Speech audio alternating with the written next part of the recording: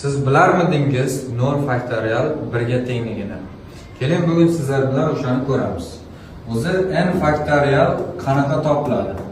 Faktorialda n ko'paytirilgan n minus 1, n minus 2 va hokazo 1 gacha bo'lgan sonlar ko'paytmasi bo'ladi.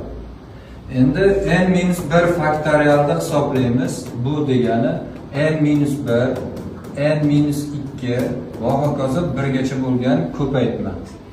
Biza mana shu n minus 1 faktorialni buning o'rniga qo'yib yuborishimiz mumkin. Shunda n faktorial barobar n ko'paytirilgan n minus 1 faktorial bo'ladi. Mana shu tengligimizdan n ni o'rniga 1 qo'yib olamiz. Shunda 1 faktorial barobar 1 ko'paytirilgan 1 minus 1 faktorial bo'ladi. 1 faktorialni qiymati bizga ma'lum, bu 1. 1 ko'paytirilgan 1 dan 1 darsak 0 faktorial.